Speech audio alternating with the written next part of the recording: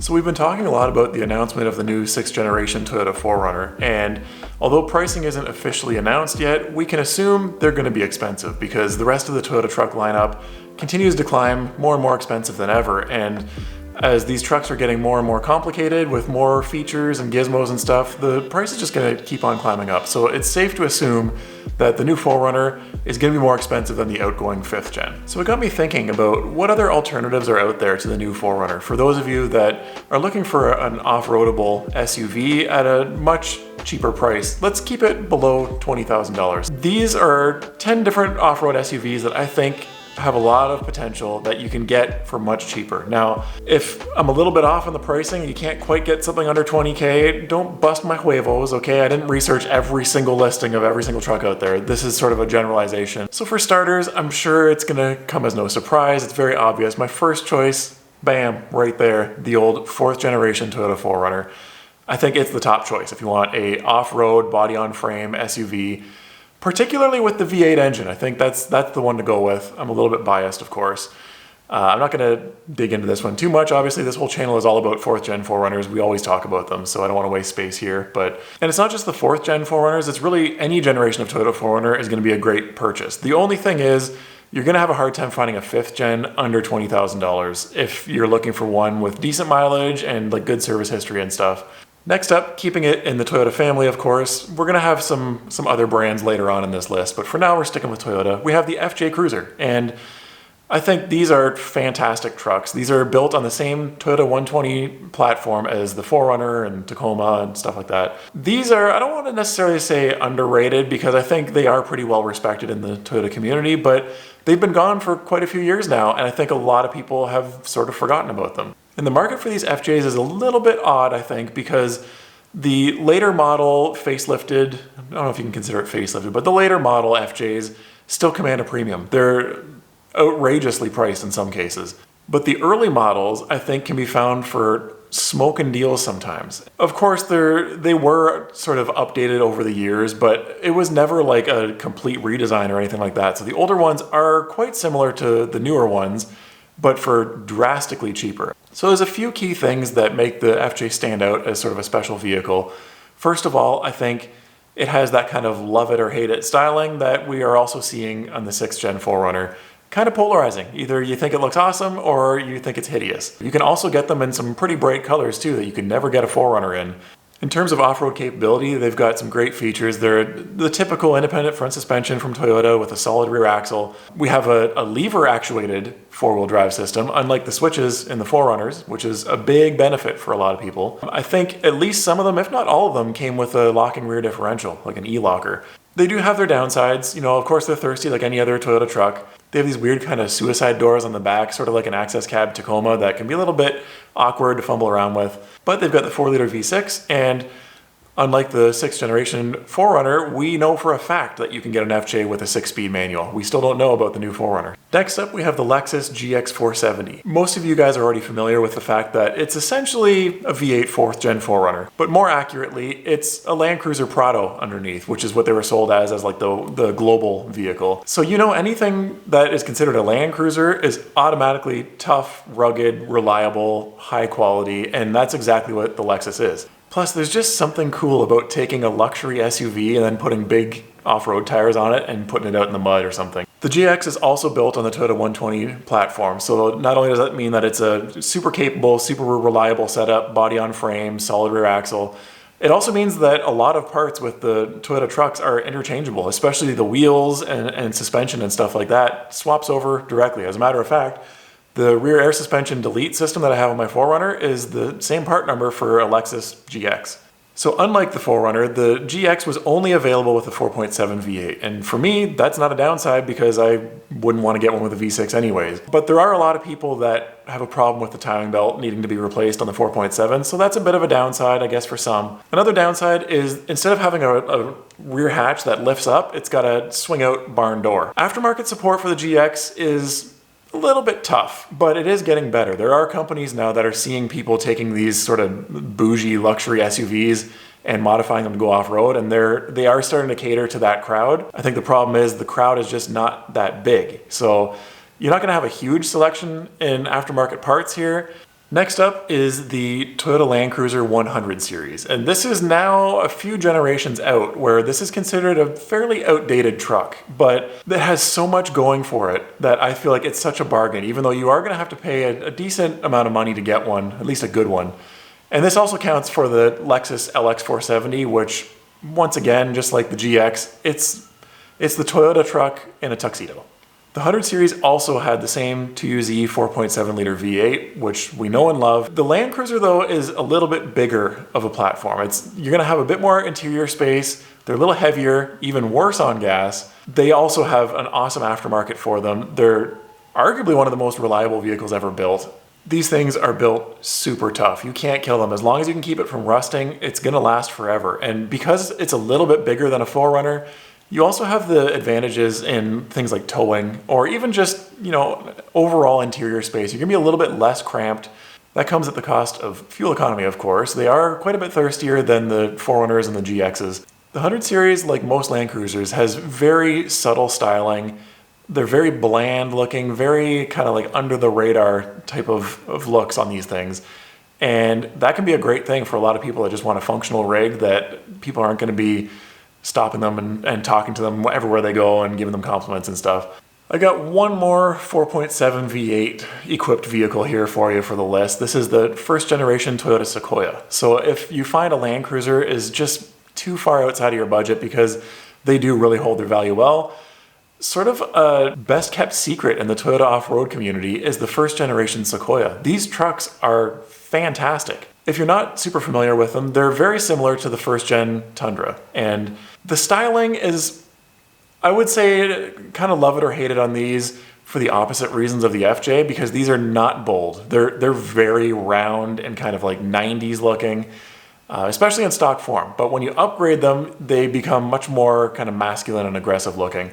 Speaking of which, the aftermarket support for the first gen Sequoia is also lacking quite a bit. There are things available, and just like all the other Toyota trucks, parts are interchangeable with other vehicles. So you can find things from Tundras or from the 4Runners and stuff like that that will swap on here. But one of the things that causes the first gen Sequoia to actually be more loved than some of the newer second gens is the fact that A, they're like less than half the price of a second gen, and two, they've got a solid rear axle, just like the 100 series Land Cruiser.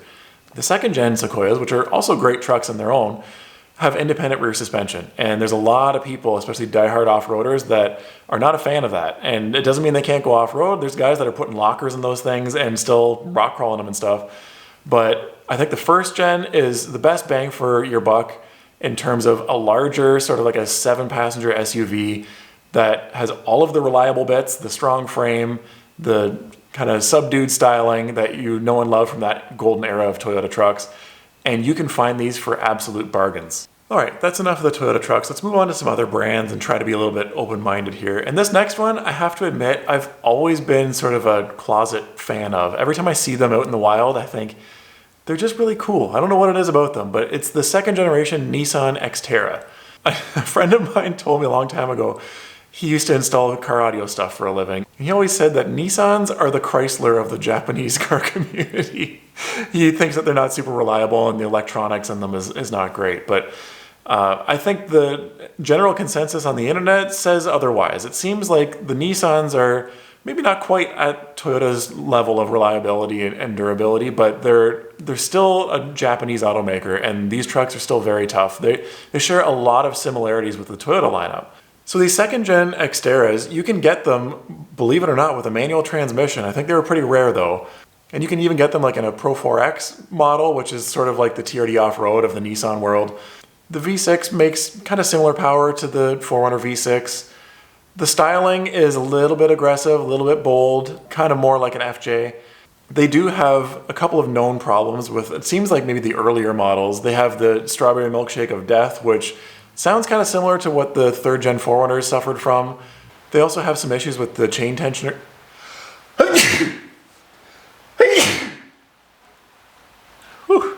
They also have some issues with the timing chain tensioners. Doesn't sound like it's a super big deal, but it's kind of common and it makes sort of an annoying noise. So the aftermarket support for the Xterra is pretty good. I think it's cool because Nissan actually marketed that truck as an off-road SUV in the first place. Like that's what they intended it for. So it's not like you're taking a soccer mom mobile and then trying to beef it up to be able to head out to the trails with it. It is intended to go off-road. There are some decent aftermarket parts out there for them. I don't think it's necessarily a huge community, but one thing that I find very interesting that we've never seen in the Toyota world is that Xterra owners have figured out that you can swap the front suspension from a Nissan Titan, which is their full-size pickup truck of the same era, directly onto the Xterra, and it gives you longer wheel travel and a wider track while using all OEM Nissan parts. And that's so cool to me. Sticking with Nissans for right now, and this one might catch me a little bit of flack. Let's talk about the third generation Nissan Pathfinder. More specifically, the one with the V8. And yeah, you could get a Pathfinder with a V8 just for a few years. So of course we're fans of the V8 4th gen 4Runners, but the V8 Pathfinder is kind of the exact same story. Although it's a little bit crazier because the V8 that they put in the Pathfinder is the 5.6 liter V8 that came out of the Titan and the Armada, the bigger full-size trucks. That thing made 310 horsepower and 388 foot-pounds of torque. Those trucks can tow 7,000 pounds, which is the same as the 4Runner. I think this is kind of a special generation of the Pathfinder because the earlier generation before that actually switched to a unibody design. And just for this third generation, they actually went back to a body-on-frame proper SUV. And then as we know, in the fourth generation, they went back to a unibody design with a very bulky kind of a crossover sort of a styling to it. So I think this third generation is a kind of the sweet spot of the Nissan Pathfinder. You could also get them with a 4-liter V6, which had the same kind of performance figures as Toyota's 4-liter V6, the 1GR. Reliability-wise, I'm not sure if it's quite up to that standard, but I think they're pretty good. As far as aftermarket parts go, I don't think there's much at all out there specifically for those Pathfinders. But you do have the possibility of swapping things over from an Xterra or maybe even the Frontier pickup trucks. I'm not sure how interchangeable those things are. Next up, you guys are going to really think that I lost my mind, but I'm going to recommend a Porsche Cayenne. And because I don't own one, I can call it Porsche and not Porsche. As soon as you get the keys to one, you have to then wear the jacket and the hat and pronounce it Porsche. If you're not aware, people have decided to start building these things into off-road and overland SUVs. Now, much like any other older German vehicle that has questionable reliability, you can pick these up for dirt cheap. And how do I know that? Well, a buddy of mine just got one, and he's planning on doing an overland build on it. I'm going to link his Instagram on the screen here right now. Go ahead and give him a follow at Works Garage. I think he's going to be focusing on Instagram in terms of content creation. I'm trying to get him to start a YouTube channel. But go give him a follow over there. Follow along with the build. He's got great taste in vehicles. Big-time DIYer. But anyways, these off-road Cayennes are so cool. I mean, in the case of JP's, he got a turbo model. It's got 500 horsepower and 500 foot-pounds of torque on a turbo V8. And they've got lift kits for them. They've got off-road bumpers for them, roof racks, all of the typical off-road components. There's companies that are manufacturing stuff for these things. And as much as I would like to say that they're a little bit too car-like and they're not truck enough to be an off-road vehicle, you can search YouTube for videos of these things, and Moab and any kind of like mud situations, they just keep on crawling their way through stuff. The big downside there is not the cost of buying the vehicle, but I'm sure the cost of these aftermarket parts, because they're meant for a Porsche, is probably going to be very high. I would imagine though, once you build one up, if you want to rack the miles up, as long as it's reliable enough, getting one of these things out on the highway is probably going to be super smooth and comfortable. Well, for these last two, we're going to go American. And I know there's a lot of people that believe all American vehicles are junk and they're unreliable and they're built horribly, but I just don't believe that that's the case. So with number 9, we're going to go with the WJ Jeep Grand Cherokee. And I have personal experience with these. I actually owned one myself for 10 years before I bought my 4Runner. The 4Runner is an all-around better vehicle, in my opinion, except for maybe the solid axle if you're into hardcore off-roading. But much like the 4th gen 4Runners, the WJs have 2 engine options for you to choose from. A 4-liter inline-6 and a 4.7 V8. And there was also a high output version of that 4.7 that made a little bit more power. The inline-6 is notorious for being super reliable, and they use it in the Wranglers, the Cherokees, the Grand Cherokees, very popular engines. The 4.7 V8 was also pretty reliable. I had a high output version in mine. And the main thing with those is that the heads like to warp on them. So the biggest thing is you have to avoid letting them overheat ever. That's as long as they don't overheat, those things will run for quite a long time. Is it the same as Toyota longevity? I don't believe so. I think not even close. But compared to the average American vehicle, I would say that they're quite reliable because they are overall a very simple design. As I mentioned, one of the big benefits is that they have solid front and rear axles. So this is a hardcore off-road vehicle, but with it's almost like a partial unibody. It has frame rails that then move into sort of a unibody design. It's like a kind of a mixture of the two. They've got a low-speed transfer case with a manual lever.